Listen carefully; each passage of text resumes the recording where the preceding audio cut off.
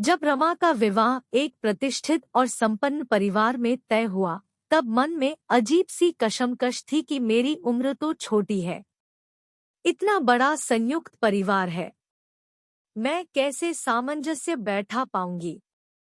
अभी तो किसी भी कार्य में दक्षता नहीं है।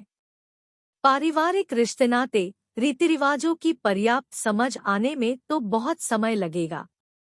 उसके मन भी बड़ी उलझन थी, पर विवाह उपरांत जब घर में गई तो सारी स्त्रियां केवल स्त्रियां ही थी। वे धौंस, रोब और अकड़ से परे थी। उन्होंने रमा से कहा कि सारे रिश्ते बाद में आते हैं, हम सबसे पहले स्त्री हैं, तुम्हारी सास, जेठानी और ननंद बाद में।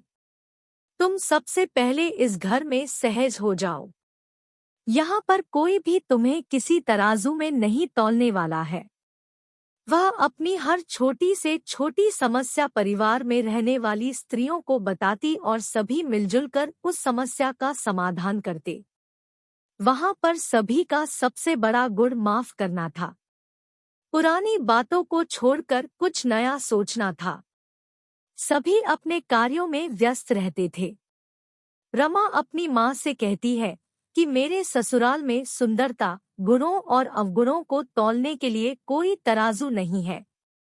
सास अपनी पुरानी कहानियां नहीं सुनाती कि मेरे जमाने में ऐसा होता था, मैंने यह किया था, मैंने वह किया था। जेठानी अपनी श्रेष्ठता नहीं सिद्ध करती कि मैंने इस घर को संभालने में इतने वर्ष झोंक दिए। ननंद हर समय मान सम्मान की दुहाई नहीं देती।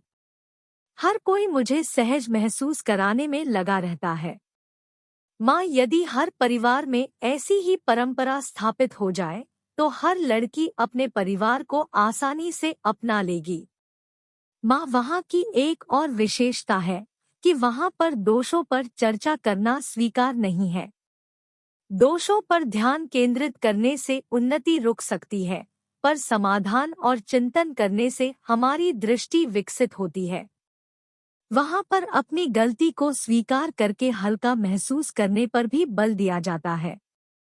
माँ, मैं भी अब अपने ससुराल के सहयोग के साथ आगे बढ़ना चाहती हूँ। अपनी सोच को उदार बनाना चाहती हूँ। माँ रमा के वाक्य सुनकर मन ही मन उस परिवार के प्रति धन्यवाद और मन से दुआएं दे रही थी, जिस परिवार ने उसकी बेटी की जिंदगी आसान कर दी। कभी कभी दुआएं भी बरकत पैदा करने में सहयोगी होती हैं।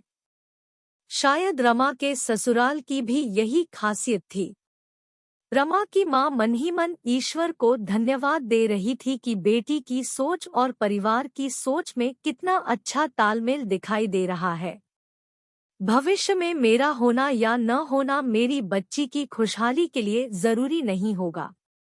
वह आगे की यात्रा अपनी सकारात्मक सोच और पारिवारिक सहयोग से तय कर लेगी।